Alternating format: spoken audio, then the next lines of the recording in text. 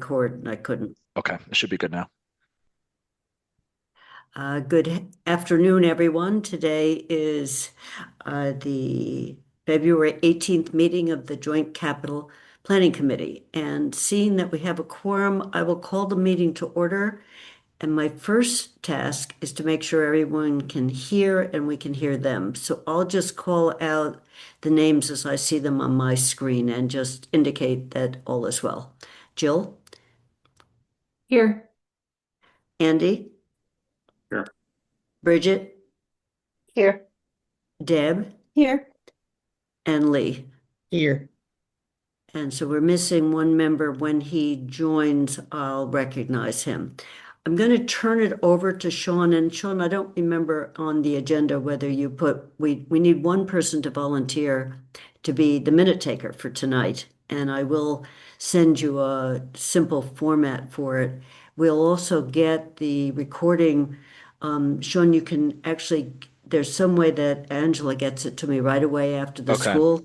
Yeah, I'll touch It- base with Angela tomorrow and get you So it's the just so that last whoever's recording. getting it, you'll get the Zoom right away so that you can, uh, these are pretty simple minutes, and they reference what is in. So, would anyone like to volunteer? And now that Sean has given you all what we'll be discussing, everyone, we're going to need someone for each of the meetings, and I won't do that tonight. So if you can just send me your preferred choices when you look at the list, then I won't have to do this each time, asking for volunteer. So we do need a volunteer.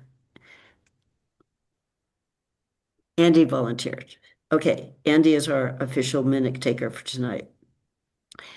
I'm turning it over to Sean, and I think everyone knows he sent the large file today that represents what will become the final what the town manager will be presenting as a capital improvement plan, but what we're doing is going through all the projects. So we have a different report we're doing. So we had the basic framework with, I think, all the projects at this point, Sean, that we'll be discussing.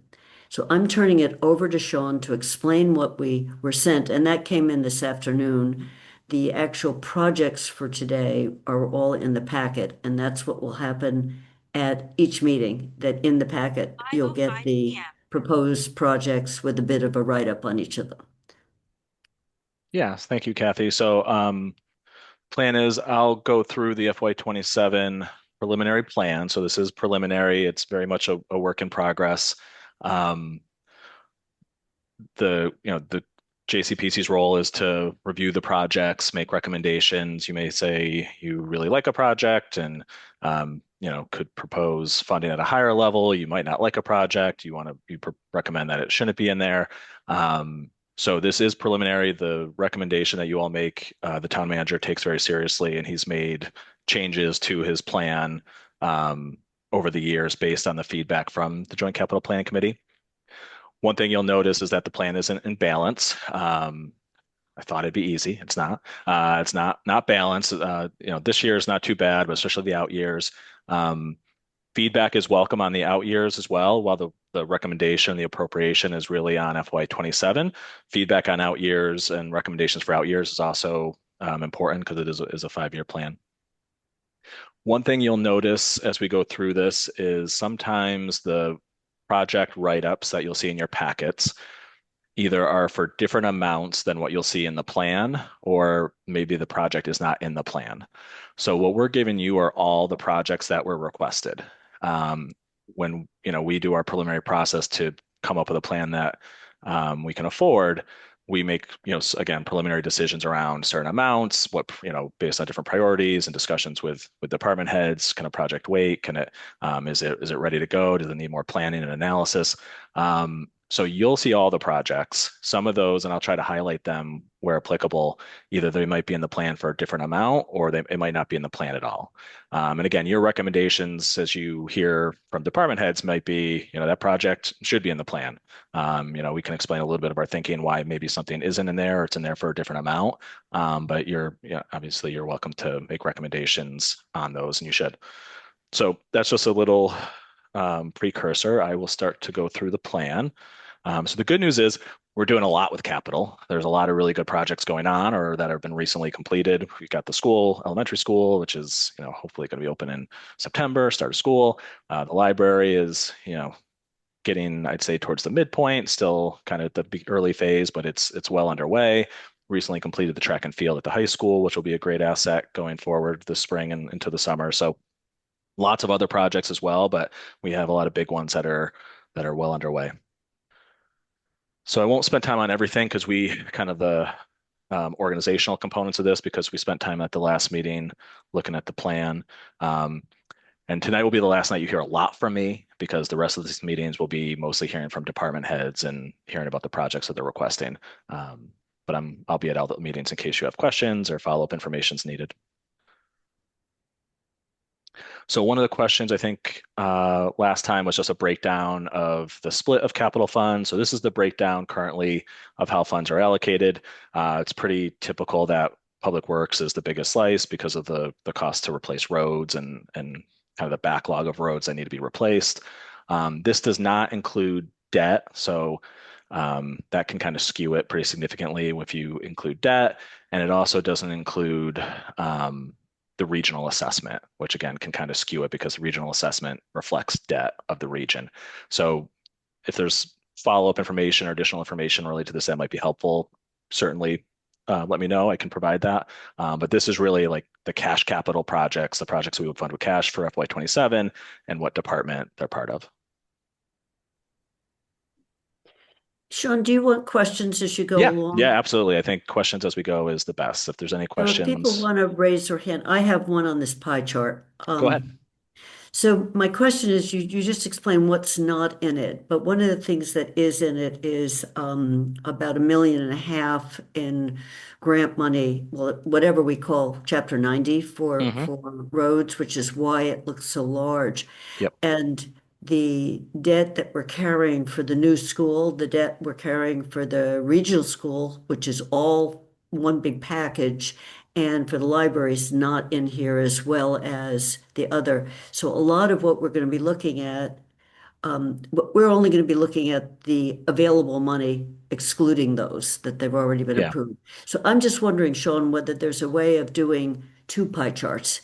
Yeah. One that would be showing the flow of, make it clear it's because this is a funny mix. The regional school is its own kind of entity, but it's 800,000 is missing of that, 2 million. So so I just had a way of, maybe there's a way of thinking about doing it this way and explaining what this is and something else, because it distorts a little bit when you then look at the table and you see there's several $1 million missing from that pie. That's the only Yeah. comment I made. Yeah. Yeah, we can create, so yeah, I'd view this as like a cash capital pie chart, but we could create, and I can do this, maybe for the next meeting, like a total resources spent pie chart, which would include the debt. It gets a little bit, there's a couple areas where it could get a little gray with like CPA projects. Maybe I might, Right. I wouldn't want to exclude CPA because like the track and field, there's debt in there for the track and field, which is pretty significant.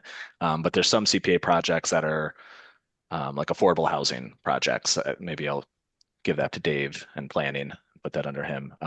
So let me take a crack at it and see how it looks. It'll certainly look pretty different when you include the debt payments by department And as you can well. just think about it, because I don't know how many people look through it, but some of the projects, like there's one for Crocker that's being proposed as debt for this year. The, so by excluding debt, we're also excluding some of the things we're going to be discussing. So I don't know Mhm.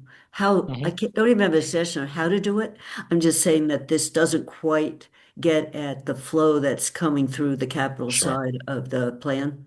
Yeah, So, let me work on that. I think I can give you something for a future meeting. You can see if um, it'll be interesting to compare and contrast sort of when you add debt in, how different it is. okay. All right. This is just a recap of our meeting. So this is tentatively when all the departments will come. I've connected with them about their availability, so this should work for everyone. Kind of in the agenda, I'll always put kind of a catch-all for other departments. So for whatever reason we don't get through all the departments, or if there's follow-ups from prior department budget hearing or capital hearings, we should have the flexibility to discuss them at the next meeting. But this is tentatively when each department will go. And we don't have to stick to these time allocations, but I try to put rough time allocations with them so I kind of know how many we can plan for each meeting, assuming about an hour and 45 minutes worth of presentations and Q&A back and forth. And it's more or less based on how many project requests they have, or the dollar amount of project requests that they have. All right, so this is the updated summary sheet. So this is for FY27 through FY31. At the last meeting, you looked at FY26 or FY30, so you looked at last year's. So this has the updated cash capital. Deb, you asked a question last time what the cash capital goal was based on. So for FY27, it's actually based on the starting levy for FY26. So before we add in the 2.5%. So it actually lags like 2 years. And it's just based on having the exact data available when we build this out. So there's about a 2-year lag. If we were to use something more current, it would just increase the amount and it would reduce how much we have available for other, like the operating budgets. So just wanted to circle back on that question. So we are proposing 10.5% at this point of the levy, of the prior year levy. Of that amount, 2.1 is a debt exclusion. That's how much we anticipate in debt payments for the elementary school project. 463,000 related to CPA projects, 75,000 from Comcast to support the iNet project, which has been done for a few years. And this would be the last payment we get from Comcast for iNet because that agreement ends at the end of this calendar year. So we should get one more fiscal year payment. And then other is primarily Chapter 90 or ambulance funds are in that bucket. Then down below, the overall debt. So these are projects that have been approved is estimated to be about 2.8 million. Projected debt is mostly the regional school assessment is in there, and then any like short-term interest debt is what we put in there. And then new projects, about 4 million. And so all in all, if you take the total resources up above, less the total resources, total uses down below, we've got about a $22,000 gap at this point. The out years, it gets much trickier when you look out.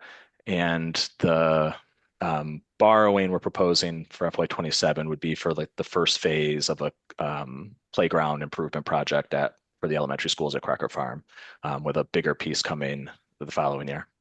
Deb? So all of this is revenue of some way, shape, or form, correct? There's no grant money in it or like gifts from the colleges. There is, so the sources here, the other is Chapter 90, which honestly, that should be probably down in the state aid category. It's kind of a grant, but it's just easier to put in that state aid category, so it's separate. It's a quasi grant state aid that's like an entitlement that we get. And then there's ambulance funds, which is revenue generated by the fire department. Comcast is an agreement for them, part of our 10-year agreement that we have with Comcast to operate in town. They provide some capital funding each year. And then the rest is either tax revenue or CPA surcharge. Yep. There are no grants. I'm trying to think. I don't believe there are any grants. No, there's no grants in here right now as a funding source. We have at times used some grants. The other thing that's in here that's new this year that I need to raise is we get about $20,000 a year from the state for Uber and Lyft. It's part of this program. It's the state agreed when they allowed Uber and Lyft to operate in Massachusetts that there's like a small portion of the fee that people pay that goes to the state, and then they give it back to communities to help invest in the infrastructure. And so we get about $20,000 a year. We haven't ever used any of it. It's been building up over 3 or 4 years. So we have a balance. So we're proposing to use that balance in FY27 and then basically to appropriate that $20,000 moving forward. And it's really supposed to be for like the sidewalks or traffic improvements around the areas where most of the sort of Uber Lyft pickups might happen, to promote safety. So that's a new source. Good question. Yeah, so Stone, it might be better to put the chapter 90 on a state aid line. Yeah, I think I'll move yeah. that down for, before we finalize this. This is also a very good edit process for me before we finalize this and present it to the councils. Okay. All right, so the next section are the specific projects. So I won't go through every single one, but I'll just touch on a few. Again, many of them you'll see when we put the project requests form in the packet that the amount is different. So for example, I'll just call one out right now. Facilities originally requested $1 million for sort of the repair maintenance, and they have projects in mind. There's different energy efficiency projects, boiler replacements, things like that are on their radar. With a lower amount, they'll just have to scale back how much they can do. So we've reduced that to 750,000 for this preliminary plan, but that's an example of something you'll see when you get the original request form from our facility director. You'll see it was a higher amount. So I won't spend a lot of time on any of these because you're going to get presentations on each of these, but if there are any sort of initial questions on any of them, you can let me know. I have one just on Sure. that first line. Can you request when that would be Jeremiah who would come in and talk about that? 2 years ago, the line had 500,000. Last year it had 1 million. So can you request that he tells us how the 1.5 million has been used? Yep. On sustainability, which it will come later, is a 200,000, but Stephanie's done a really nice job each year of saying how was the money. So she talks about how they're planning on using it, but then also how it was used to just get some sense of was it spent so I'll stop there, but just ask him to be prepared for that because last to time, give a breakdown. Yep. yeah, to give some breakdown. And I see Andy's hand is up. Andy? Yeah, just looking at that first facilities line, it's 750,000 this year, and then it goes to 400,000 each of the following years. Is that realistic that we would spend that much less on facilities in out years? Yeah, I would say this is varied year to year how much has been in this section, right? So is it going to be a challenge? Yes, but I think it's a challenge that we knew was coming and that we don't really have a choice about, honestly. We knew when we took on the 3 or 4 projects that capital was going to get tighter, and that we were going to have to be really disciplined and strategic with how we allocate funds. So yes, it will be a challenge, and we don't really have a choice, to be honest. We have to live within what we can allocate. Now, that doesn't mean there may be a year where some big project comes up and we bump it up a little bit and somewhere else goes down. But as you saw on the prior slide, even at this level, there's still, shortfalls in future years. And I don't remember, it was 3 years ago, you would have seen something different, Andy. It was lots of little pieces, like I'm going to do the gutters, I'm going to do some roof repair. And so this was a move to bundle it up without exactly what the 400,000 is going to be used for, or the 750. So there was a change along the way because the facilities includes the fire station. So you won't see fire station, police, you won't see those coming directly from those departments anymore. It was all coming, but that was, Lee's nodding her head. There was a change to make it easier to not be, I need 50,000 for this and 20,000 for that. So it was put into a bundle.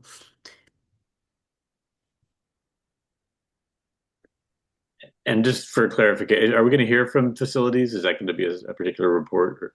Yeah. So I think it's either the next meeting or the meeting after that, you'll have facilities will be here to speak to their request and what projects are sort of planned for that money, and to Kathy's request, talk about how they spent prior funds. I know a big portion of the funds, Kathy, that were requested previously are kind of earmarked for the roof, the town hall roof. depending on how bids come in at, the CPA request will need to be kind of bundled with town capital funds in order to fund that roof. So yeah, you'll hear from Jeremiah, and he usually generally brings photos. We'll see how he does. See if he'll make it entertaining. So I'll keep going. You're going to hear from Chief Stromgren tonight on the fire department. So one thing I'll point out there that you'll hear tonight. So the tethered camera has been a project that's been pushed back a couple times. Chief Stromgren's going to talk about the need for it this year. The preliminary decision was to push it out one more year. But you'll hear more from the chief on that. And again, recommendation from the committee could, if you want to, either confirm it, keep it out a year, or if you felt like it was a higher priority than something else, to push it forward. So just again, recapping how this sheet works, the funding source is pretty critical. So if it says borrowing, that means we kind of roll it together, we project out the debt for it, and you'll see it come through in a future year as a debt line, as a debt payment, as opposed to seeing it as like a cash capital or new project amount. So for Crocker Farm, where there's a number of those projects, we've kind of bundled those together and projected out what that debt would look like over 15, 20 years for some of these projects.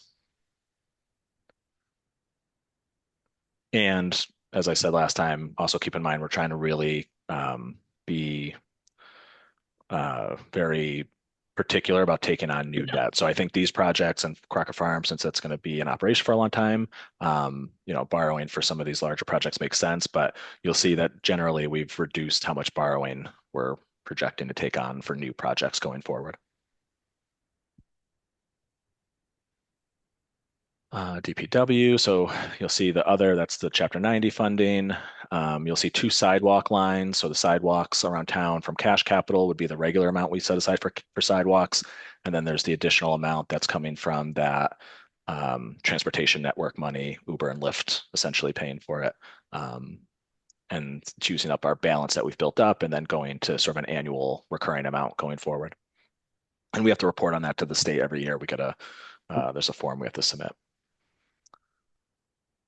One big piece here that you'll see is a second asphalt hot box. So the council's asked for a multi-year road improvement plan. So this is kind of connected with that multi-year plan. That second hot box hopefully will allow us to fill potholes faster, maybe have 2 crews out filling potholes, when one runs out, we'll have a second one ready to go. So it's a small dollar amount, but that's a strategic add from DPW to help address that particular issue. You'll hear from Stephanie tonight on sustainability. And let's see. So the next phase here, there's a project write-up for each of those that are proposed for FY27. These go in order that the table goes, the table is in above. The only difference is if there's a vehicle, we put the vehicle with the department. So for example, police, they're requesting 3 cruisers. That's with the police section. We're up above it. Vehicles are kind of broken out separately. But otherwise than that, it should flow in order. So you can read a sort of brief summary of each project here, but you'll also have the full write-up in the project request form. And this also notes what the funding source is.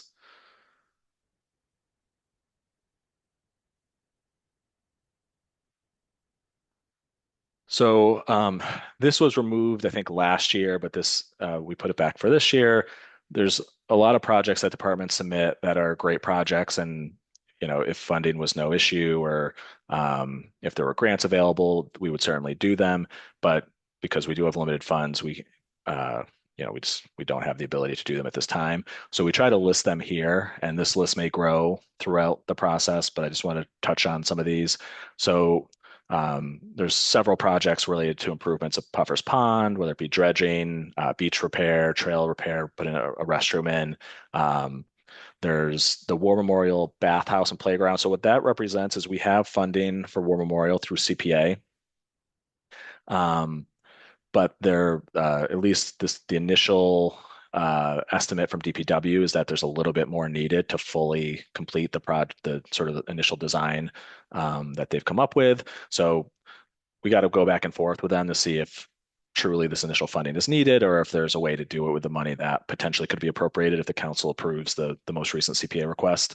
But we've left that on there for now. And then body cameras for police. That's one we're hoping. There's typically grants out there around that. I still think there's some things that need to happen between the council and the police and town manager, but we would look for grants essentially to fund the initial equipment investment.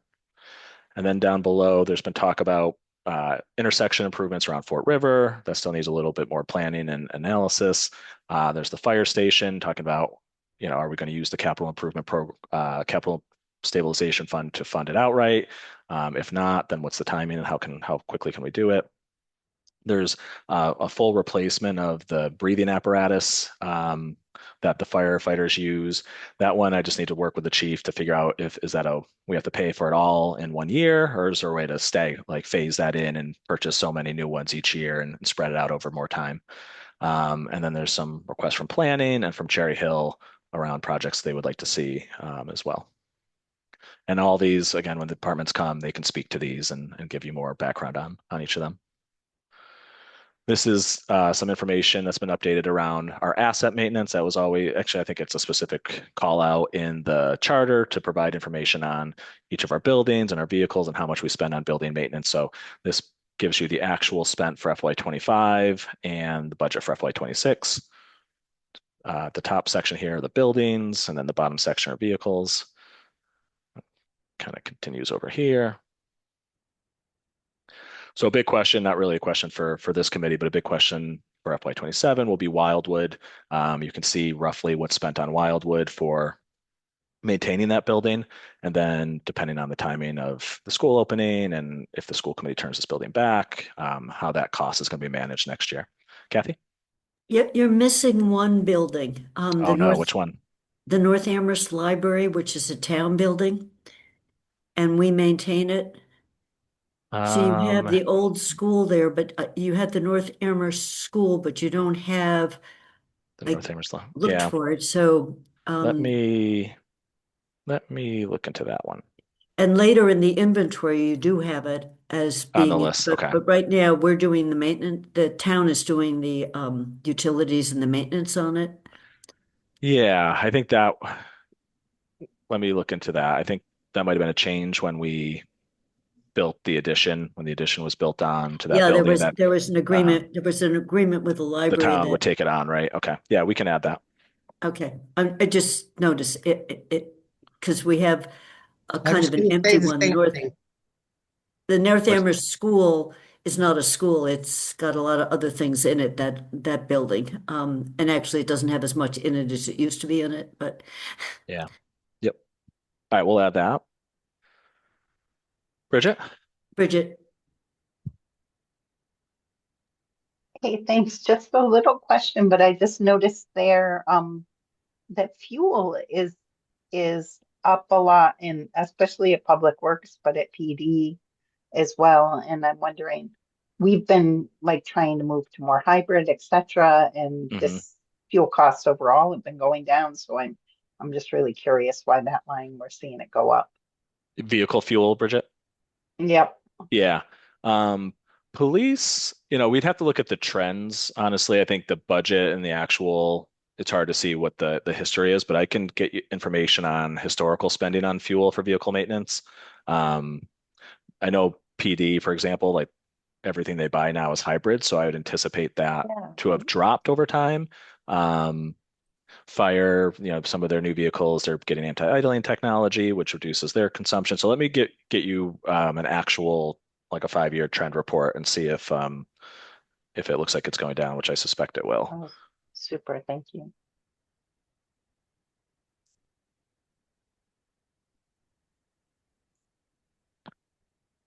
Right. And then we give you projects that are 3 years or older that still have funds unspent. So I'm gonna do double duty. And I think when departments come and present to you, we should ask them for their status update on these projects. And then I can fill this out really quickly. It'll get them, I'll be able to get them while they're here. So this is basically the project number, the department, what the project description was, and how much is still in that project that's not spent. So this is where if departments are done with something, for example, they turn it back, it gets closed out of this project and it goes into sort of an unspent capital account, and then it can be reappropriated and it can be used as a funding source for the capital improvement program in future years.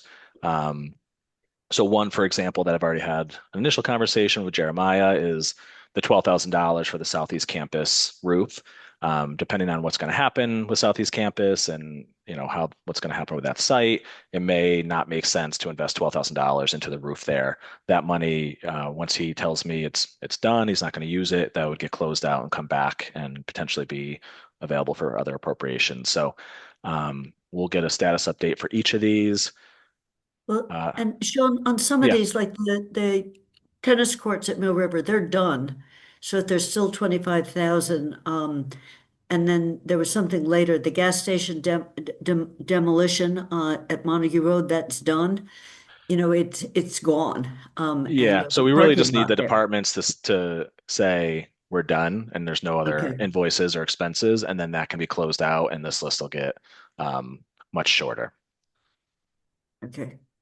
And then the schools we put on the bottom. So the schools, their capital is organized a little bit differently. It's organized by fund and by fiscal Sure. year. So for example, 395064 is from FY19, 3958 is from FY20. For the town projects, the first two numbers tell you the year that it was appropriated. So 23 5N would be FY23, just so you kind of can tell what year it's from. So I have a question on thinking about this interactively with Community Preservation Act. So conservation is getting additional money for signs, and it looks Mhm. like they have 75,000 still left. So just trying to, when we get to that, since the council's going to have to vote on the CPA projects, have Dave be ready to explain that if he's Yeah. got money left over, why does he need more? Yeah, and Um, again, I think the need and the overall demand for signs exceeds, like they've asked for sign money regularly because I think there's such a demand to put either replace signs or to put new signs up at different trail areas in town. But I think you're right. That's when we get to Dave's section, he can speak to how what the plan is for using this money and how it coincides with the CPA money. Deb? To figure out what those projects are for the schools, would I go back to those appropriations for those years, the appropriation orders? Yeah, so you can look at the capital plan for those years. Shannon may be able to provide you just a report. These are funds mostly managed by the schools. So she may be able to provide you a better report with the details of what projects have money left over. I know they're actively working on them and have plan to spend most of, not all of it.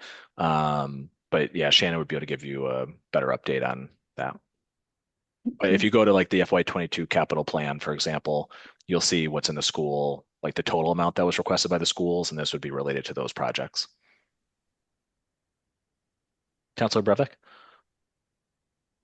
I just want to make sure I'm understanding this correctly about the excess funds. So this process that we're doing now, the JCPC process, is the process by which project leads would report back on unspent funds through us asking during their presentations, or is there another way that they're reporting that to you So in they person? can report that to me anytime. So department heads can report at any time whether a project is done. We specifically put this table in here because JCPC in the past has wanted to know if they're getting a request for something, how much money, does that department still have money left over for other projects? But what we typically put in the JCPC report is a status update on all of these prior funds, so that the committee knows what's out there. Okay, so you're following up with them Yeah. The only annually and getting that. this year we're a little, so typically I would get the status update before presenting this plan, and I have for some of these.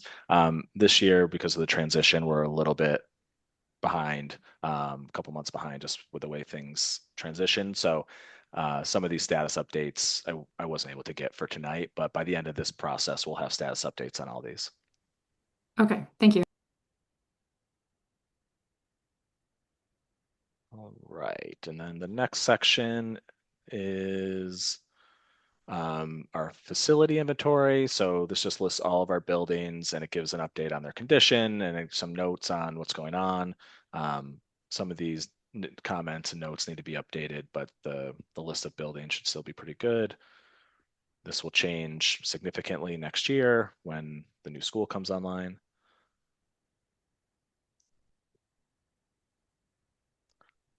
Most, if not everything you see in this report was based on some request at some point or another. Like the zoning, that was always a request to know what the zoning is for a particular type of building. So if there's ever going to be redevelopment plans, to know what the zoning is.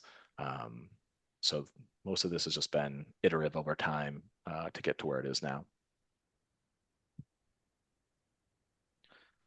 The vehicle inventory also needs, it's partially updated. So some departments have gone back to me with updated mileage and their new vehicles. Vehicles highlighted in green have some type of hybrid technology or are electric. And then some departments I'm still waiting to hear back from on their mileage. So if it's highlighted in yellow, I haven't received an update yet on the mileage. So, but the other ones I have. So Public Works is the biggest one. I'm still working with them to get updated.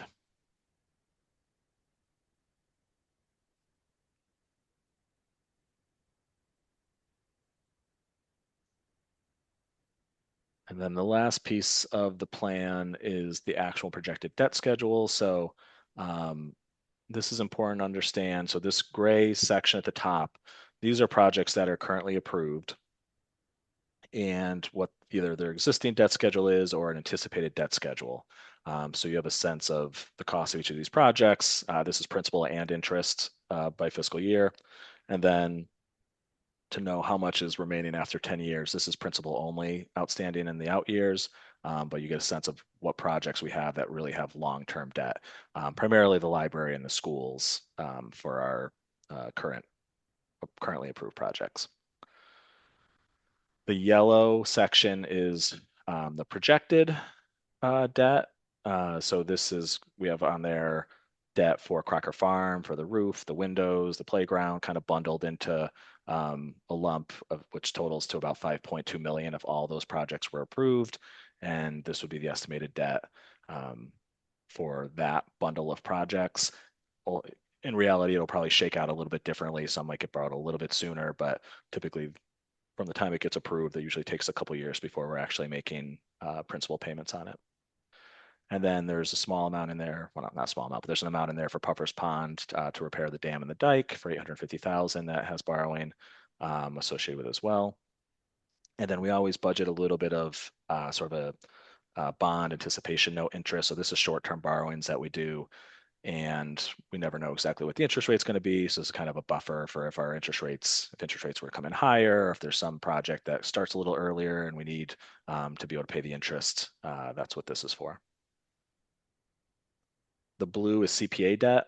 So you'll see we have a couple projects that'll be winding down by FY32. That was Belchertown Road land purchase and Valley CDC, the studio apartments. Then there's 3 projects that are really just getting started, which is the Jones Library special collections piece, the Fort River Fields, and then the track and field improvements at the high school. And they are considering debt for one more project, which would have to be approved by the council, but they're considering debt for the War Memorial Bathhouse, which would be 1.5 million. The orange line is the regional debt assessment. And there was a question on this last time. Is this tied to the region capital plan? So it ties to the region capital plan up until FY30. The regional capital plan starts to go up really dramatically higher in that year. I think it goes up to over $2 million would be the Amherst assessment. Those are for projects that have not been approved yet. So I've kept it at $1 million, knowing that we're going to have a conversation and kind of balance different needs. But that number could go up beyond that in the future if it ultimately gets approved by the town. We put in the debt associated with our water enterprise fund and our sewer enterprise fund. It's kind of lumped together for all the projects there. And then we have the public works building in there as an estimate as well. So this is sort of the scope of what we have for debt. It's evolving, it's always changing when we go out for bonds and we get exact debt schedules. If new projects are approved, projects get completed. But this is what we have right now. And that is the FY27 capital improvement program. So any final questions before move to the fire department? I have one, not on so much what you've presented, but on decision making, and I'll use the playground as an example. So the Crocker Farm playground is listed here, and then later you see Mill River and a memorial. Those could go to CPA. Why wouldn't we have gone to CPA for Crocker Farms accessible playground? So it's not a question that I need you to answer right now, Sean, but it's a seeing CPA has a pretty robust flow of funds coming through it, and the recreation, those all qualify. Playgrounds qualify. So making more room for the roof doesn't qualify at Crocker Farm, some of the other things that Crocker is doing. So it's just that decision is being made somewhere, and I'm not sure what the rationale is. Yeah, no, it's a good question. We've used CPA funds a little bit for playgrounds in the past. So the preschool playground, for example, at Crocker Farm, was funded through CPA. So it's a possibility, and yeah, we can have that. I can follow up with the schools and Dave Zomek is in particular on is what else is coming down the road for CPA as well. Okay, that was just my question because I'm not sure that the schools always know that CPA is sitting there. And then the town knows, but we may have other projects that we're going for. So, and the Crocker, the building itself wasn't, the same assessment wasn't done when we Sean, the year you were gone, they did assessment. For some reason, we did Wildwood, but we didn't do Crocker. And I'd asked why we wouldn't have, and it was sort of like the building integrity, and it gave us a lot of insights for Bangs and some others. So Sure. it's just a question I'll ask Jeremiah again, and Okay. Rob. Okay. Yeah, makes sense. All right, any other questions on the plan, initial plan? Andy, I guess just along those lines of, how do we interact with the CPA funding? I mean, that's a separate committee that makes that decision. Sometimes there's complaints that too much town stuff goes in it, or not enough town stuff is being paid by it, and we don't have control over that. I guess ultimately the council votes on it, but how does that interaction generally work? We've intentionally moved CPA to be first before joint capital planning. So at one time they were kind of at the same time, and it made it even more confusing because you might have projects in both places. So they do go first, which is good. I think, again, a recommendation for this group could be to explore CPA for the Crocker Farm playground. And it's probably a good recommendation. But I think generally projects go there. CPA committee will often ask, have you considered town capital funds? And then here, have you considered CPA funds? So there's definitely like a back and forth where both sides are kind of, trying to find, the best way to fund a different particular project. So it's definitely a balancing act. So like the War Memorial Bathhouse, there potentially could be a request here if we need additional money, because CPA has already funded two pieces of that bathhouse replacement. So I don't think there's not like a hard and fast rule, but typically CPA will go first, and that'll give us a sense of whether CPA has approved something or not, and then this group could consider it. I just want to say, I didn't mean to single out Crocker. I was actually looking at out years to say if Mill River wasn't on there, but it was on CPA, then your out year budget would be balanced, because it's penciled in. There are a couple other playgrounds penciled in and out years, Sean. So I was looking at the the fact that we're going to be pretty quickly out of balance Yeah. in the 5-year plan. So And sorry. we don't do a 5-year plan for CPA either. So Yeah. Yeah. there's not like a plan for CPA where there's like potential projects kind of hanging out there. So they usually will live here and then potentially go to CPA before they're acted on here. So I see both Bridget and Deb have their hands up. I'll go first if you don't mind. Yeah, no, you were first and then Deb. Yeah. I'm unmuted, so um so first question, I just am thinking big picture about process. Like I noticed schools this year in your big chart are 10%.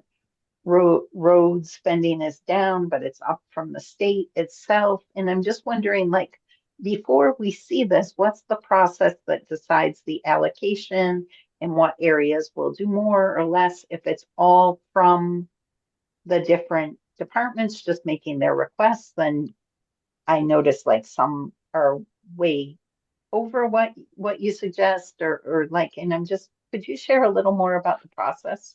Yeah, so every year we send out a request form to departments, and that includes the libraries and the schools. And we send it out to, at the schools, we send it out to the finance director, the facility director, and the uh, director of technology. And then they have a deadline to get those requests back. We look at all those requests. We look how much funding we have. We look at how those requests compare to what we were anticipating. So when you have a 5-year plan, again, I think I said this last time, my hope is that a lot of the requests that come in are not surprises, that they were on the plan, but inevitably there's always going to be some surprises. And then we kind of go through, at least to develop the sort of initial plan, what seems like it's a true need versus is this expanding a service? Is this adding something additional for us to do, or is this what we need to basically maintain what we have? We look at, are there additional funds that are still out there, that list that I shared, so we consider if there's still funding available for certain things.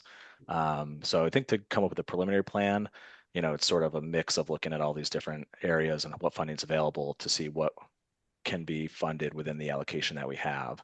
And then this process is really helpful because then you hear directly from the departments. And simultaneously with this process, so you're going to hear from the departments who advocate for their projects.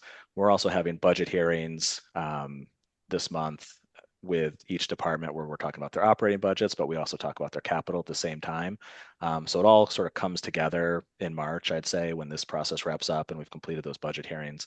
But the goal is by the end of this process to have a really well vetted capital improvement program, or at least a recommendation to the town manager for the projects that are the highest priority and highest need. So again, while some of it's done internally to create this initial plan, this committee and this process is really meant to be the vetting process to hear from each department. You don't have to do thumbs up on the whole plan, and the committee hasn't in the past. I think the committee has talked about specific projects where I'd like to see more funding or less funding, or consider alternative ways to fund items. Deb? Yeah, I have two questions, Sean. I went back to the 2019 Joint Capital Planning Committee report, and it's not clear. I see the requests, but it's not clear to me exactly which was funded. Am I misinterpreting it? Is there a So separate document that does that? So I don't know if 2019 would be a good year to use. So joint capital planning it has changed over the years. So when we had town meeting, the Joint Capital Planning Committee sort of built the capital improvement program, and made a recommendation to the council or to the town meeting. Sorry, council didn't exist. Made a recommendation to town meeting. And so I think when you look at those out years, I think the reports are either directly to the select board or they're to town meeting directly. With the change in government, the kind of the mechanics of how Joint Capital Planning Committee works, it was changed to be advisory and to make a recommendation to the town manager, with specific, what should be in the capital improvement program and different parameters that are listed in the charter. But I think 2019 would still be the old version of the committee, or the previous version of the committee. Okay, but the actual amounts funded would be in there because obviously what we're seeing today is requests. Yeah, so if you go to, maybe we can connect offline. I mean, if we go to the town meeting pages from those years and look at the orders and which ones were approved, I think that would give us the, Okay. would tell us which capital projects were approved by town meeting. Okay, so there's no like final report. Um, or we can give you a, like we can give you a budget report probably on our side of all Yeah. the Oh, projects just set up. and the other thing I noticed back in 2019 is it does break it out. I know you just said there was a different process, but it does break it out sort of the way Kathy was talking about with in the back, it has all the funds, the grants, the borrowing, the debt exclusion, the Chapter 90, the ambulance fund, the CPA, and other available funds. So I wonder, if they're two entirely separate committees, yet they're funding projects in town, and Kathy was interested in looking at kind of a bigger picture, if there was a way of doing that with these other funds as well, including CPA and anything else that would have been in the grants line. Yeah, I mean, I think all the same funding sources are included here, but to Kathy's point about putting it all together in a pie chart so you can see by like the totals, we can definitely do that. But the funding sources should be largely the same. Like this plan includes the CPA debt, Yeah. includes the state aid, includes debt exclusions, and so on. Okay. Okay. Thank you. Yeah. And Deb, I was there at the transition, and one of the biggest changes was what to do with CPA, and it's the decisions are being made earlier now. There was a whole presentation to JCPC in addition to the thing that became redundant because that committee is supposed to come up with its recommendations and then they would come up. So it diminished pretty quickly. So now we're just showing the debt side. There'll be a separate CPA report that will show all the projects they're funding with cash. And so I think what Deb is saying, we're now missing, there's no big picture. If someone wanted to say what out of our, since CPA money is mainly tax dollars, what out of our tax dollars, what are we getting for it each year? So Sean, I don't know how you want to tackle with it, but I know. Yeah, no, we can certainly, I mean, we can pull together a report that puts it all together. Yeah. And it might not be a JCPC report, it might be a report for the budget Right. document itself, that pulls together all the capital projects that kind of came through the JCPC process, plus everything approved by through CPA. I think that is probably a good addition that we can add to the budget document to put it all in one place. And maybe throw in the surplus money too. Well, and the report that the town manager ultimately is bringing has all these pieces we've seen on, and to Jill's question, we're not making decisions about those. Yeah. We're going to hear the closeout funds. Is there more money to be available than we thought? So one year, Sean balanced the budget by finding $50,000 and closing out. I mean it, and that became money that one more project made it in. So I just so it's a interesting midpoint process that we're doing. Yeah. All right, Kathy, do you want me to Yep. bring in the fire department to do? Yep. I see they've been waiting in the wings. Yeah, so let me bring them in.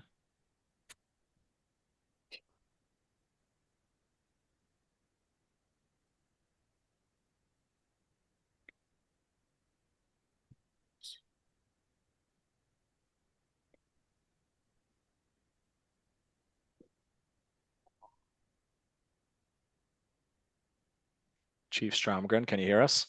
Yes, I can. Hello, everybody. All right, Good evening. I think we'll just turn it over to you, and you can start going through the different projects that you submitted and providing some background, and then we'll have time, for questions. Okay, great. Hello again, everybody. I've invited my two assistant chiefs, Steve Gahn and Steve Chandler, here because based on their area of responsibility in the department, they're going to speak to a couple projects. So I'm going to speak to one. I just want to do a couple quick overview things. One is that when you look at our list this year, it's relatively small. Two things related to that. One, the main one is, I think Sean mentioned it earlier, we don't have any requests in there for things that need to be done to the stations. A number of years ago, that responsibility was shifted to Jeremiah and facilities. So we work closely with him to identify ongoing needs, improvements at both stations. This is the anniversary year, 50 years old for the North Station, so it needs some projects, and which he's been working on some of them in previous years. The Central Station is coming up on 100 years old, and Sean and the town manager and I have discussed the fact that regardless, even the most positive timeline for a new fire station leaves that in us in the Central Station for quite a while, at least 5 years or more. And therefore, that station is going to need some significant improvements just to keep the building intact, habitable, and functional. So those are all going through Jeremiah. So you don't see anything on our budget for the stations. That doesn't mean they don't need something, but Jeremiah will address those. The second thing is just to answer a question that was brought up about fuel usage. A quick observation, we'll dig deeper into the data, is all of our departments, police, fire, we do have hybrids, but they're still relatively new to the mix. So I don't think it's too soon to tell. Well, it's not too soon. It's that we haven't seen a big change yet. None of them are all electric vehicles except one in the police department. So obviously you're not going to see an immediate drastic reduction in fuel use. It's going to be a small amount each year. The biggest issue is cost. Fuel contracts have gone up significantly, so we're paying a lot more money for fuel. Having said that, all town vehicles, with the exception of DPW, are fueled at our North Station, so we maintain that record system. So at Sean's request, we can pull any records of use by department for every department except for the DPW and give that to Sean. This year we have 5 requests that we're going to present tonight, and at the end we have we'll put them up on the screen for you. Though it always helps to have photos. We do have a handout, as we do every year for those of you that are new, that explains each project along with some nice photos. We'll send that package to Sean at the end of this meeting. He can distribute it to you just so you kind of have what we're talking about tonight in front of you as you deliberate down the road. So this is what I would call a relatively light year for fire. We don't have any ambulances, fire trucks, big ticket items. We do have some of those coming up in out years. But we do have 5 projects this year, and we'll go through them in the order that we have them arranged on the slide. So if we can share Steve's Gahn's screen. There we go.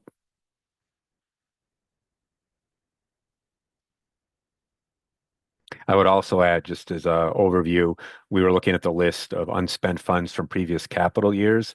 As you dig deeper into that, there's a few small items here and there for vehicles that will get allocated to some vehicle costs, but you will notice it'll stand out. There's a fairly significant amount of money, close to $2 million, sitting there still for a police fire radio upgrade infrastructure and radio project spread out over 2 fiscal years.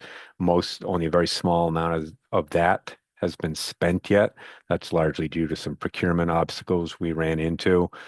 We've been talking to Sean about that, where police, fire, and Sean's office were about to clear the log jam on that. So I would expect by the end of this fiscal year to have that money allocated to contracts and actually spent by the end of the calendar year before we start the next fiscal project a year from now. So Steve, if you can just start that as a slideshow.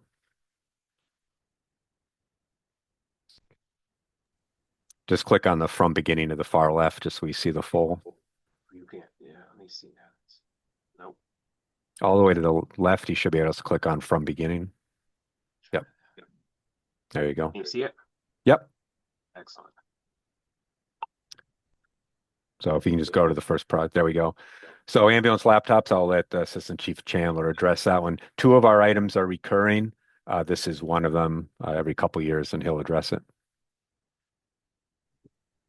Good evening. My name is Steve Chandler, for those of you that haven't met me before. So this is a recurring item, like the fire chief said. These laptops are used by all of our crews when we go out on the ambulance or for any medical call. So we have the 5 ambulances and then the 2 engines that function as an EFR, which means that they can go out and be dispatched to medical calls to start care or initiate care.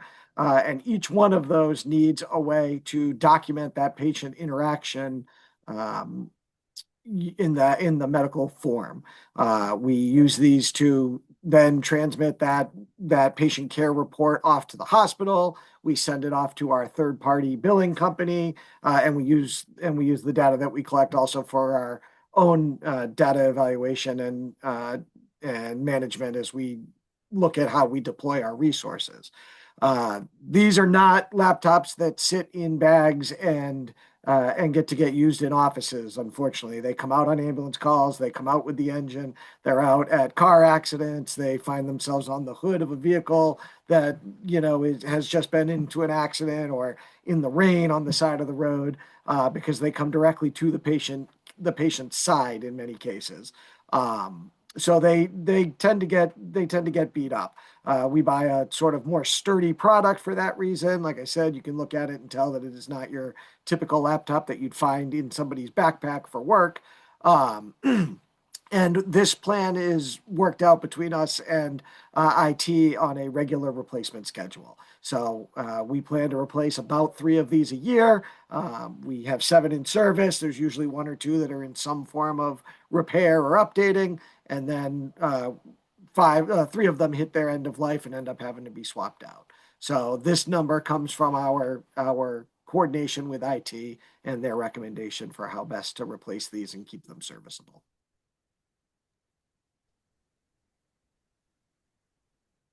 If there's no questions, we'll move on to the next one. Thank you. I'm Steve Gaughan. I'm the Assistant Fire Chief in charge of operations, daily operations, and fire prevention. So first, I'm gonna talk briefly about tethered cameras, understanding that I learned this afternoon. It's been pushed off another year, but this was projected last year. A lot of people think about tethered cameras and they think it's drones. They think we're out. People want to look at people. It's really not. It's a tool. I'm going to just briefly talk about this. We're not talking about a drone you fly. We're talking about a tethered camera. The tethered camera comes in almost like a suitcase.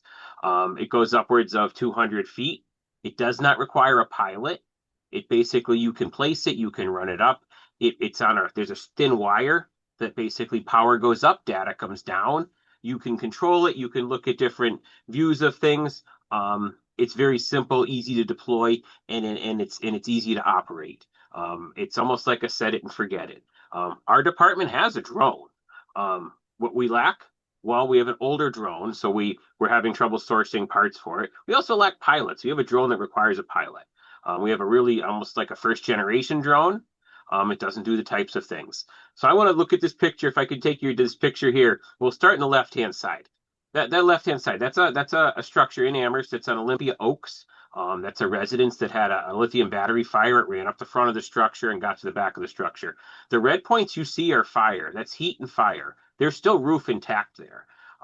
You can see the aerial ladder if you kind of look at the bottom there. So what this allowed us to do was this allowed us to seek these spots out, be efficient, extinguish this fire, do really less damage to these people's home that's already had a significant fire. This is just a really small example. We had one of our community mutual aid partners brought their drone and was able to do this for us in this day.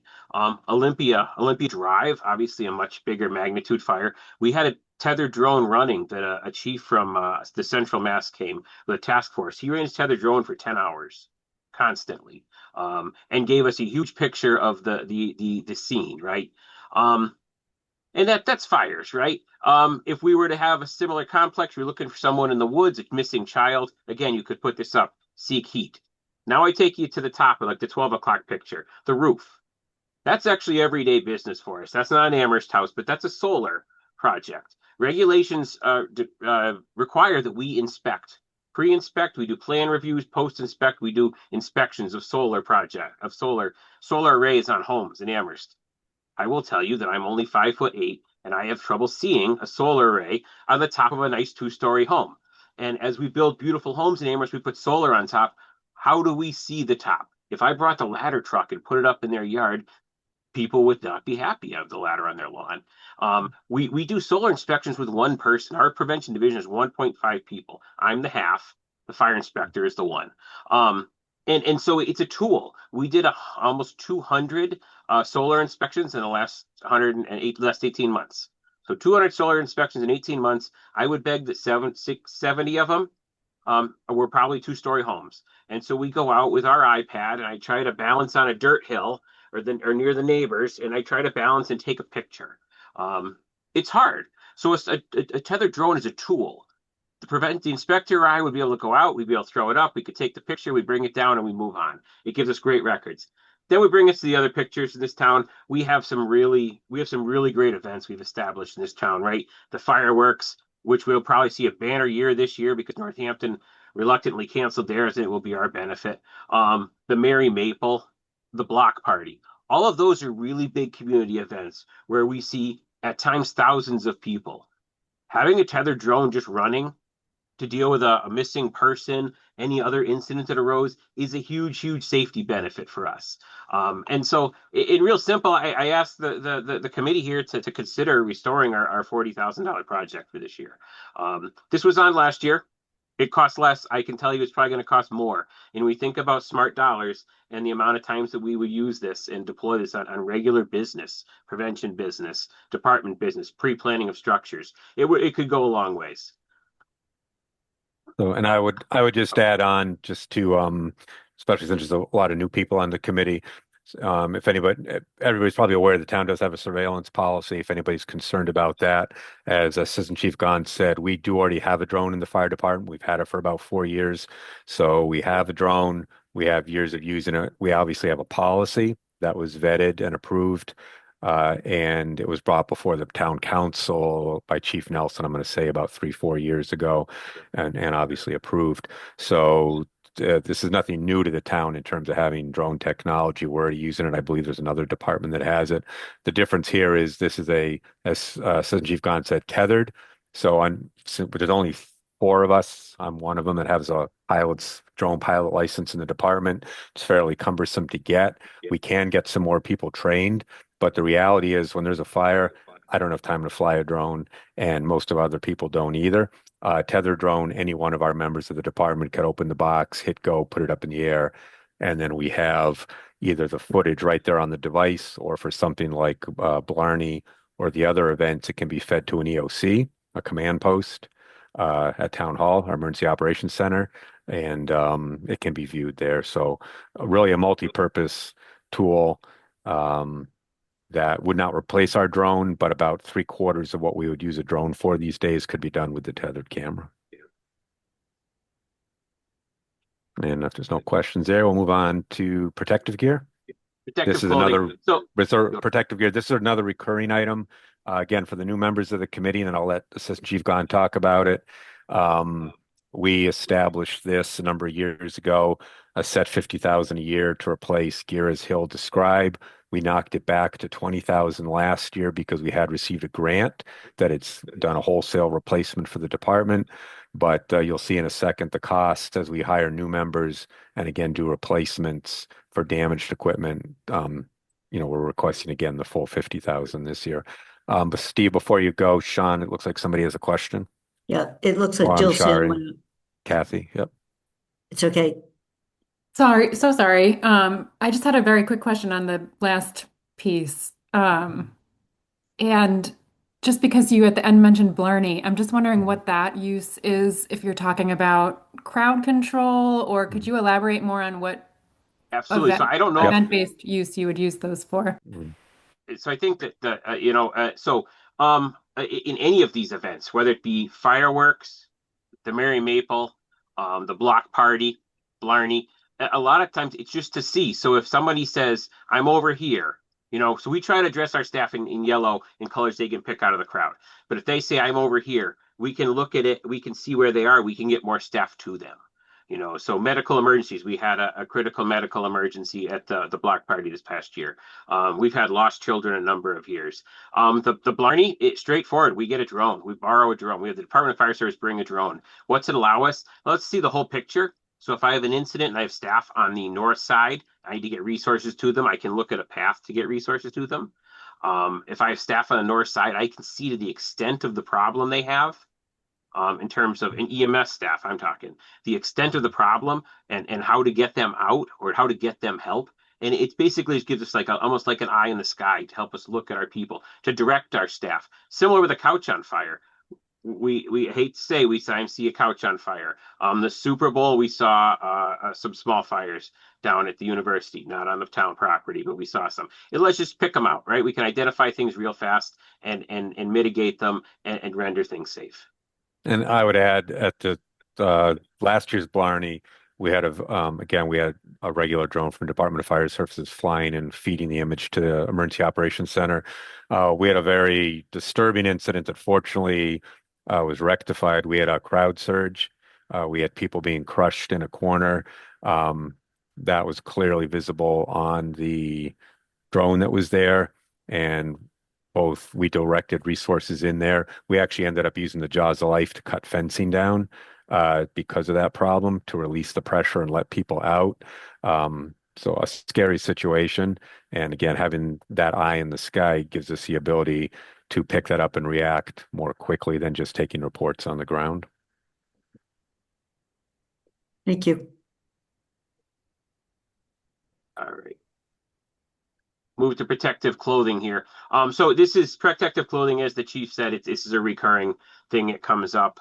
10 years ago, we would buy protective clothing, coat and pants for $1,800. And it's just skyrocketed. Coat and pants. So if you look at those gentlemen on the right, the coat and pants are $4,000 now. The helmet is about $650. Boots are $750 to $850. Gloves are $136.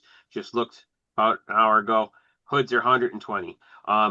Years ago, the hoods we used to buy were good and thin. When I started, then the chief started, Steve, the hoods were really thin. It wasn't a big deal. Now it's a big deal, right? We're particulate hoods. Cancer prevention is huge nowadays. What you see the column on the right, that's the amount of years we generally can get out of them. We can get about 10 years out of coats and pants and helmets, 5 to 8 out of boots because they wear the boots. They put the full-time staff here put their gear on upwards of 1,000 times a year, on or off 1,000 times a year, each person. And that's just the average. There's some that are way over that number. Gloves, we go through them. So when we look at this one person, this is what one person is about $5,500, maybe $5,600. So you think about if we have a couple of we have 2 people that are on long term. We have some people that have maybe a retirement. If we replace even 5 people, that's a huge bite into that. If we replaced more, it would take a huge bump. That $50,000 doesn't go a long way. But it does help us. We have some updated narratives to give to Sean for the report there. I think the last narrative I figured out was that 50,000 years ago, it used to get us about 10 sets a year, maybe 12. Now it gets us about 6 or 7 sets a year total. And so it's one of those things that just keeps coming up. It's a cost that is mind blowing that it has, but it's a lot about safety.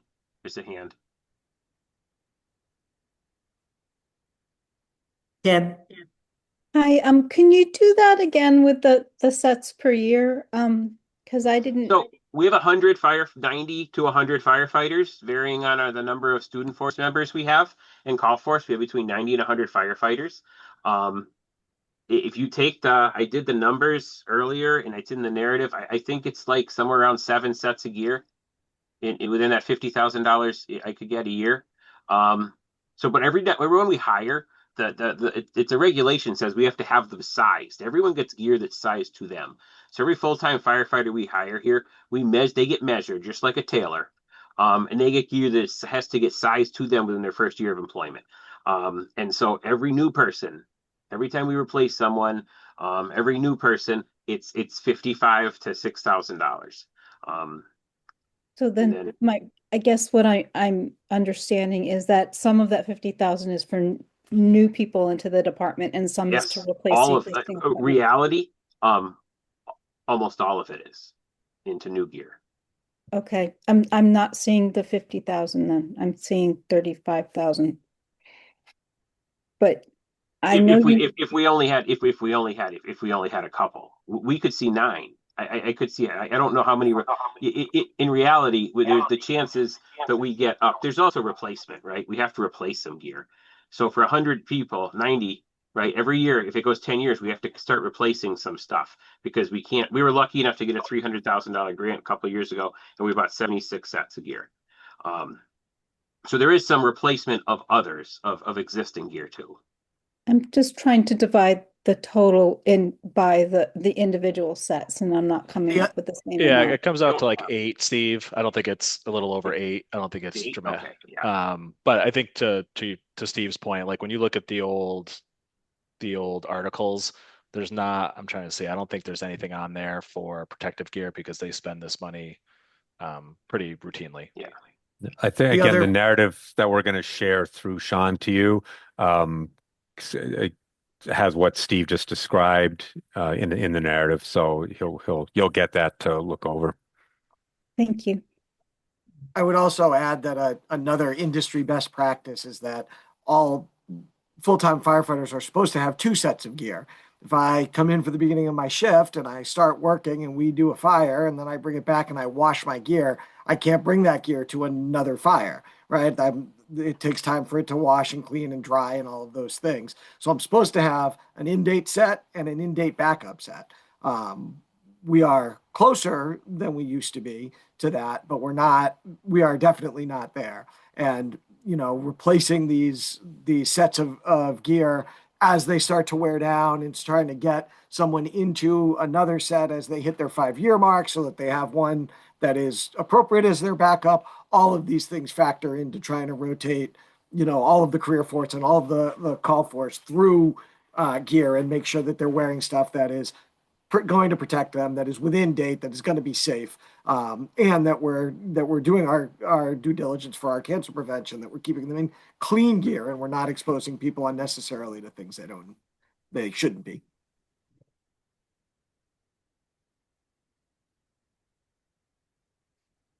So the station alerting system, this is another item that was deferred from last year. Quick background on it. Essentially, if you were to build a new station today, when we do build our new station, it would have a station alerting system in it. That's a number of components. It's essentially when an alarm comes in for either an ambulance call, fire call, and the dispatcher initiates the call, it can be made, and then a news station would do everything from sending off an alert tone to alert the firefighters, play the audio call over loudspeakers in the building. Those of you that remember emergency on TV, attention squad 51, attention squad 51 throughout the station. That's a station alerting system. And modern systems would also display the information on a screen, potentially do things like turn lights on in the apparatus bay, which are kept off to save energy in a modern building. And it can even be made to do things like shut stoves off for safety and things like that. Neither one of our stations has an actual station alerting system. They never did. What they do have is the far right picture is the 50-year-old PA system at the North Station, which amazingly is still functional, but it is 50 years old and has a loud hum in it and is not appropriate for attaching a new station alerting system to. And the picture in the middle is a PA system at the central station, which does not function anymore. So the only way we're alerting our firefighters to calls at the moment is what's on the left. That is a pager, a radio pager, really designed to be worn on your hip when you're not in the station. That's what we all wear at home and put by our bedside to get woken up in the middle of the night to come back in if we're not working. So the on-duty firefighters, that's the sole thing they're relying on to be alerted to a call. It is radio operated. And unfortunately, even though technology has improved due to a number of technical things I won't go into unless you ask me, they actually perform less well than they used to by FCC regs. There can't be as much power. There's something called narrow banding. So depending on where you are in the station, you may or may not actually hear the audio. So what the station alerting system would do for our two existing stations is replace the PA system mostly with wireless to avoid construction costs. They're largely a wireless system other than the initial tie-in point. And then over that PA system, rudimentary station alerting system would be put in to at least alert the firefighters, feed the audio to the appropriate rooms in the building. And then another component of that you'll see in our narrative, again, looking at national standards and industry standards, they talk about heart healthy systems for firefighters. Those pagers, if a firefighter is resting and is woken up by that, is not seen as being great for cardiac reasons. So now they recommend heart healthy alerting systems, which are basically wrist-worn vibrators or lights that come on in a room. So that would be part of a modern system. The money we're requesting would replace the PA systems, do the basic station alerting of audio, and possibly some of the heart healthy, depending on how much money we had.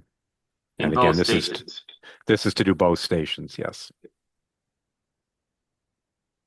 The system we're looking at also has the ability, because of the way it's designed, that if we were to move or remodel or renovate, it could travel. I think that's the bottom line. It's not installed and stuck there. It's not like we're putting money into something that wouldn't be able to be used again. And I think that's a really good point, Steve, because one of a number of scenarios, being discussed for potential new fire station also goes back to potentially renovating, expanding one of the existing stations, which means we would probably have to move out for a while, potentially go to a temporary housing. And so like Greenfield did. And so, yes, this could actually be moved into a temporary location while construction took place for a fire station down the road.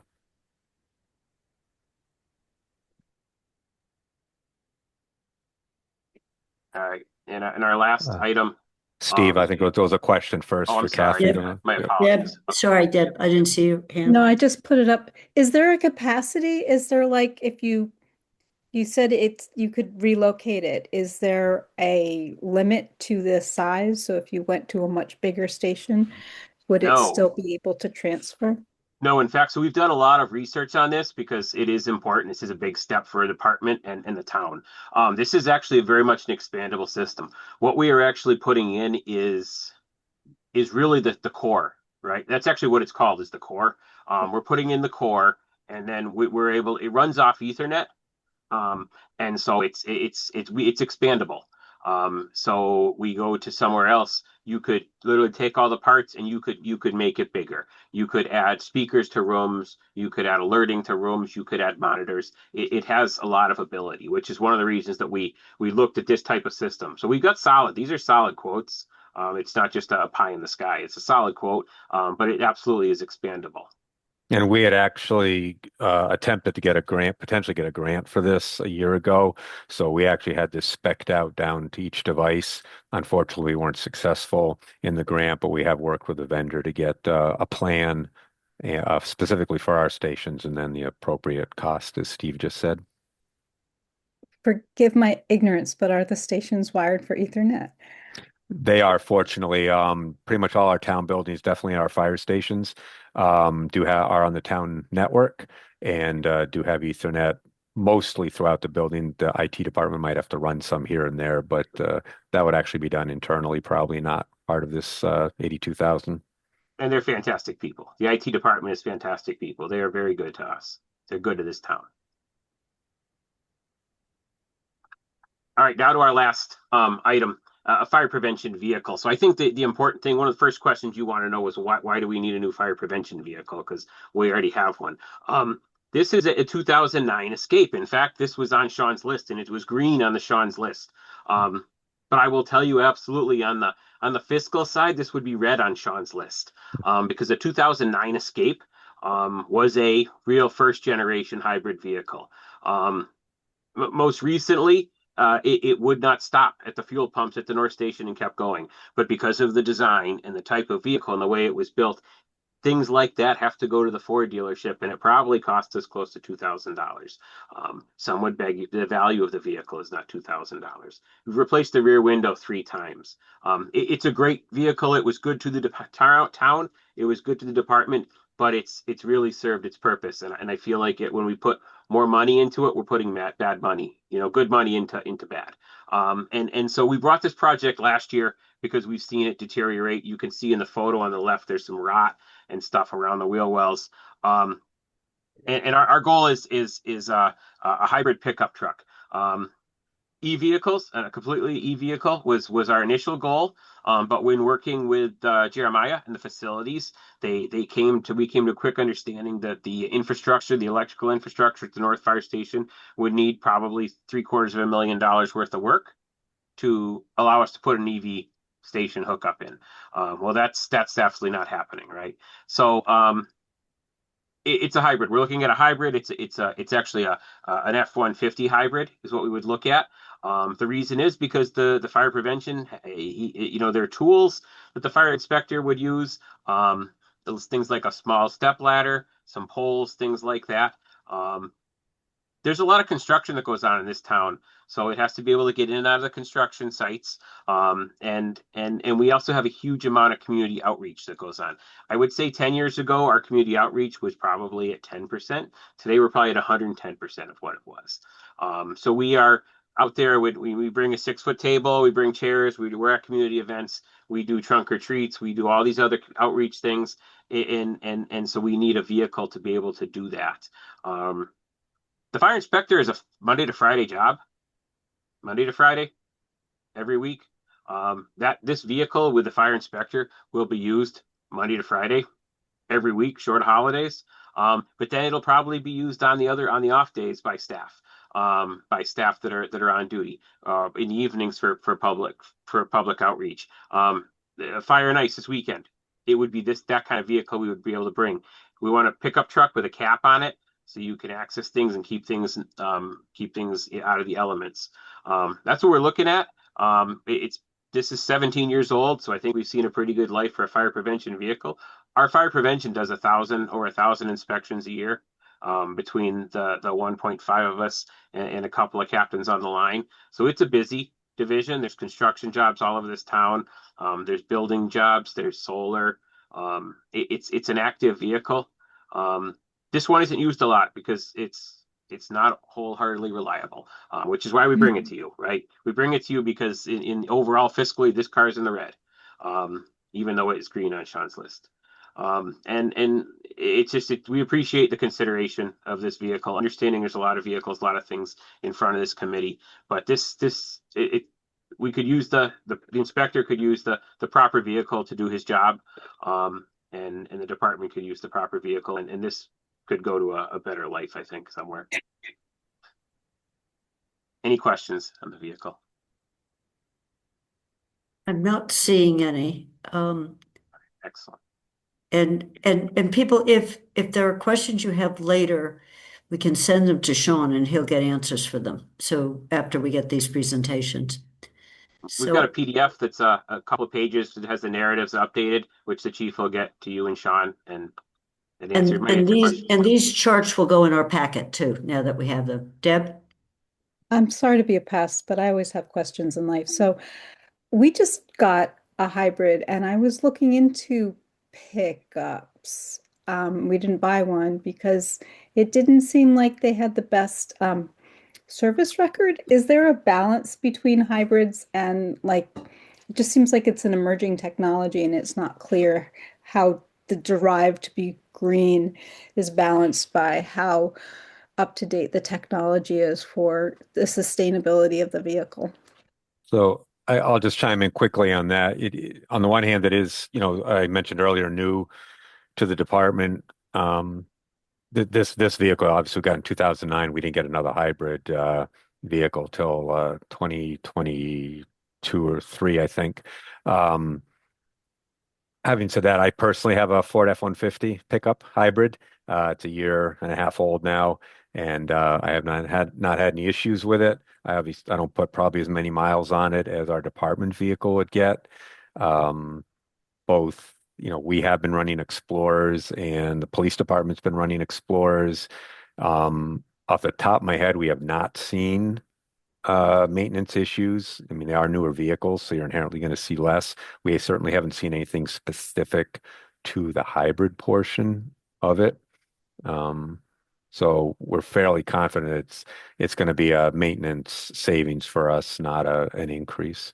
This Escape first generation SUV hybrid technology, we've actually done almost nothing to the hybrid piece of it in 15 plus years.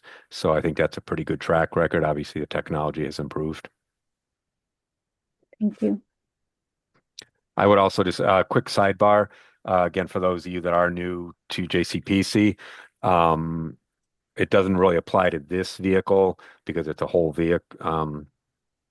It stands for what it is, but when we buy like our fire trucks and ambulances, the idle mitigation system of that actually comes out of the sustainability account that Stephanie oversees. But you don't see that on a vehicle like this. It's just a straight up cost for the vehicle. I want to thank all of you for the pictures are very helpful, as will be the narrative. And we have a list. We have as you saw if you were in the background, we have a list of all your vehicles. And so this is one of the older ones that you've got. So thank you very much. And thank you for waiting in the wings while we were getting through the first part. So Thank you, everybody. Sean, I think we can go to the next. And you can stay if you want, but you can all leave. Thank you. All right, so Stephanie is up next to talk about sustainability. Hello, everyone. I'm sorry I've been in the dark. We have terrible lighting in our living room. Thank you so much for having me come speak to you. And unfortunately, I don't have a pretty presentation for you. You have me.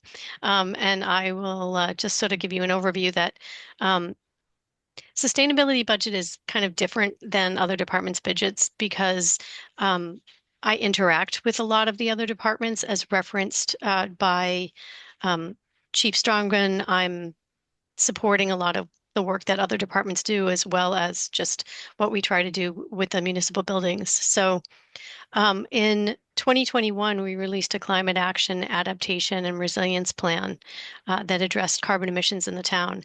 And the two sectors that contributed the most carbon emissions were stationary projects, stationary sources, and transportation sources. So that is mainly for us buildings and vehicles. So those are kinds of the two of the areas that I focus on. But I am a department of one, and so I do more than just the energy work. It's more than just the buildings and the transportation and vehicles. I'm also interacting with things like our community gardens. And I'm also responsible for bringing forward the Valley Bike Network. So that's sort of transportation related. I would say they're vehicles, but they're different sort of vehicle. But they're micromobility, but they do contribute. So there's also funding that is in my department budget that actually goes towards those types of initiatives as well, which aren't always covered. They're not as always as obvious. So I just wanted to sort of mention that as we look through some of the proposed spending items. So the thing about sustainability and my relationship with facilities is that what I've sort of noticed and said over the years is that facilities, the costs have gotten so astronomical. So the intent is that sustainability funds for facilities can cover things like weatherization or bridging the gap for an engineering study. If, for instance, there's not enough sustainability funds could help with an engineering study. And those are the kinds of things that we're looking to do as we move forward. When you're working with buildings, you can't just simply and I think as has been done in the past, there's been a sort of a knee-jerk reaction to sort of just deal with the issue that's in front of you. Like, for instance, you have a crumbling foundation and you need to sort of address that right away. Now we're looking at it in a sort of more holistic picture when we're looking at reducing carbon emissions, because if we want to transition our buildings off of fossil fuels, you can't simply just go in and change over the systems. You really have to address the building envelope. That's a really critical and important piece. And it requires studies, and in this case, like for town hall, it's going to require engineering just to install weatherization in the roof line because it's such a complicated roof line. It's complicated in the layout. There's lots of, I keep referring to it as scaffolding, although that's not exactly the technical term, but it looks much like scaffolding. It's a lot of rods and things that sort of make it difficult to just simply go in and just install the insulation. So things like that require engineering studies. So my work with coordinating with facilities is to sort of identify like, okay, here's some additional funds that can help sort of bridge that gap. Some of the funds have not been spent because the timing doesn't always work where we're ready to do the engineering study. I try to coordinate that as much as I can with Jeremiah. So for this year coming up, we've looked at very specific projects because we're sort of at a point where we can move to a greater level of implementation, or we can get to engineering studies. So we're looking at weatherization for the North Fire Station. As Chief Stromgen and his team pointed out, that facility needs an entire electrical overhaul. So we can't do things like install charging stations, which enable them to have electric vehicles. And all of these things have sort of a chain effect on how it impacts our overall carbon emissions, because we can't reach our goals if we don't implement these measures. So I think in sort of proposing the things for, the items for sustainability, like engineering studies, weatherization, building assessments, infrastructure. So for instance, for EV charging stations, we supported installing 2 single port charging stations at Amherst Police Department last year. So we're looking at trying to do more of that. But again, we can't just simply go in and do these projects. We really need to address the challenges with each structure. So I think that's kind of my overall. I know you probably have very specific questions, so I just wanted to sort of frame it for you and understanding that it's not just a sort of project by project budget. It's very much a engagement and interaction with other departments as well. I often will mid-year get pinged for something like, we need to bridge the gap for the purchase of a hybrid vehicle. Can you help us with that? Or we're looking at a study that we need to do. Can you help us with that? So those are the kinds of things that I'll be supporting with the sustainability budget over the next fiscal year and beyond. And I will say that we really are moving to a phase of moving towards implementation for facilities projects, especially with weatherization. And very quickly, I want to say that I just did a notice of intent to request funds for the roof project for Town Hall through the Climate Leader Communities program, which they rejected because they don't fund just replacing roofs. They would have funded the weatherization, but that was over $200,000. But we didn't pursue it because that grant is for $1 million, and it just doesn't seem right at this time to be piecemealing, that particular project at that time. So, just an example of weatherization for the roof was, and for our town hall is easily going to be a few $100,000. So just putting that in perspective. So were there questions of Stephanie? And last year, Stephanie, you gave us a sense, and I'm not asking you to do it now, but of hers is again one of these, there's a bucket called sustainability rather than items, but you gave us a sense of what you spent it on the last year's money. So if you could give that to us later, it would be great. Even if Sure. there's some left over, just some sense of where it went. Because I think you've also had some seed money that has then brought in later grants, which has been one of the interesting things about this line item in the capital budget. So are there questions? Deb? Sorry. Help me understand, because I'm new at this and I'm also trying to figure out how, I'm on the I'm on the school committee, and I'm also trying to figure out how, JCPC money might be better used for the schools, which have these kinds of recurring costs. So I have a hard time distinguishing what is a recurring cost that qualifies for JCPC and what isn't, because it doesn't seem like you have specific buildings in mind for these weatherization studies. You just understand that there will be a need. Is that correct? Well, we are specifically targeting, so for instance, the North Fire Station, we are working with Eversource right now to get an initial assessment of the building so that we can do the weatherization. So then the implementation, I will certainly request some funding to support that work, but it doesn't mean it will cover all of the work. So it's not that we haven't identified them. We do know. It's just that honestly, everything, pretty much all, the buildings all need this kind of work, even if it's just re-insulating sections, buildings over time, insulation settles. Even if it's been done a while ago, it probably needs to be re-examined and looked at again. So it's kind of an ongoing thing that you need to, continue to, as you say, recurring projects.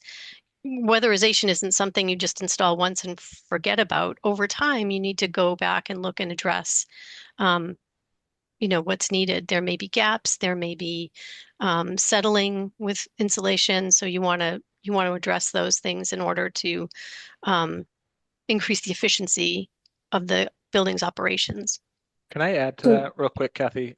Yeah. So two things. One, I don't think that the schools are precluded from benefiting from the money that goes to Stephanie either. So if there's a project, let's say a Crocker Farm, potentially Stephanie, she has limited resources. She'll have to see how it fits into her bigger plan. But there's nothing about the way the funds are requested that are like, we can't use them at Crocker Farm, for example.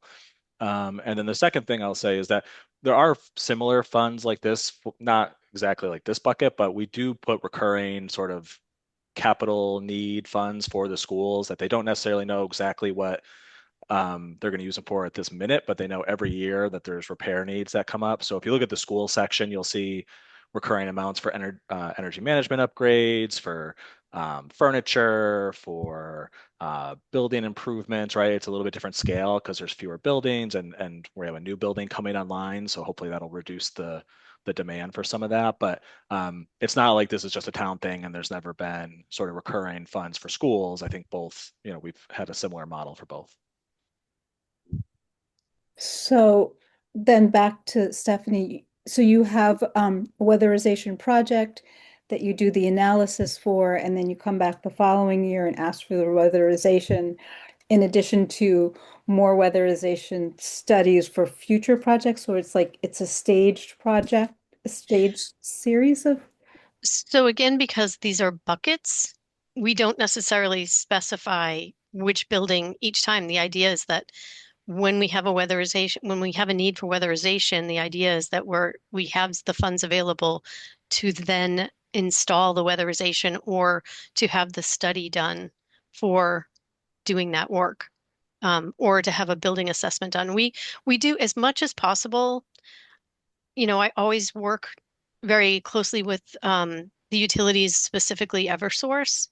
I've had a pretty strong relationship with them in the past. I'm rebuilding that relationship again because people leave and sometimes, people are deceased. I had a very close relationship with someone who passed away, and when that relationship changed, you know, it was hard to sort of get back and connected with the conservation division, but I am now, and building a great relationship with an Eversource community representative. And so we're looking at right now getting assessments done of buildings. I will say, and the thing about those is that they're covered by the utility.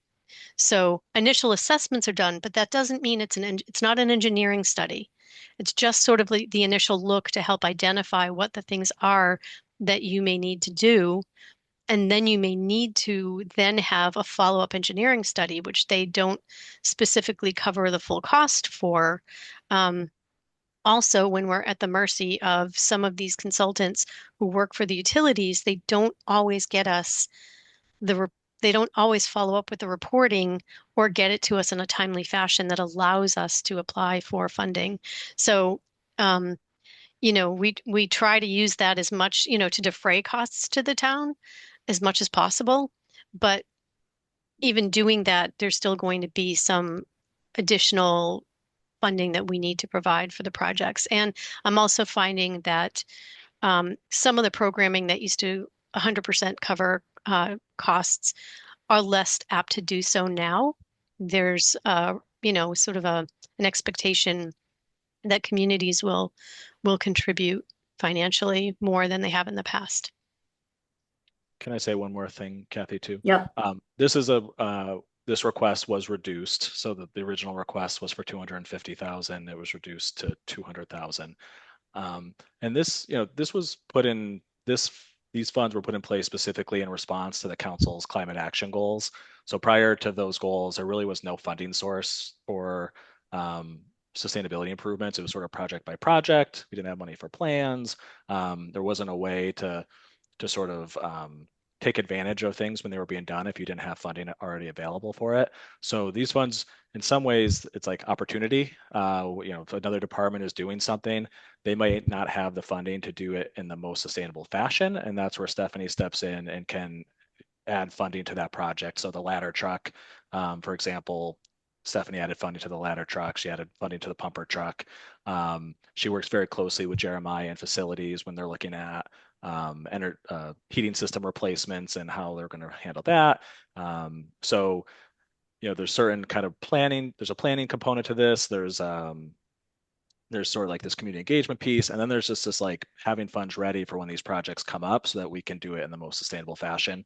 Because a lot of times these are projects you do once every 20 years, and if we miss the window to do it, then you're waiting, you know, 15, 20 years before you get another opportunity to do it. Jill. Thank you so much. And thank you. That was a really great explanation. And I just have a very small question on the 25,000 for the garden supplies and community gardens. I'm just wondering, it says for the establishment of new ones, if you have a certain number in mind, or what, if you have a plan kind of in place for that piece. We don't have a specific plan for new gardens at this time. We have a few locations that we've looked at and are considering, but there's no definitive plan to create them like in this next fiscal year. But it's more you know, some of the infrastructure needs for the gardens that we currently have. So for instance, our Fort River Farm Community Garden, which has been wildly successful, and I try to promote it at every turn because I feel like if you want a great example of what Amherst is about, please go visit the Fort River Farm Community Garden. It's such a great example of a diverse group of people all working together. We started with maybe 10 or so gardeners the first year, and we now have over 40 plots in that garden space. I think it's maxed out, and I think there's a waiting list. But it needs a solid water source, and we have a Sandpoint pump that we were able to install, but we're going to need to put in some kind of a cistern. So we need to have the funds to put in the base, the gravel base, and then the platform that will hold the cistern. And then we have to help provide the funding for getting water delivered maybe a couple of times a year, especially if we're in a drought.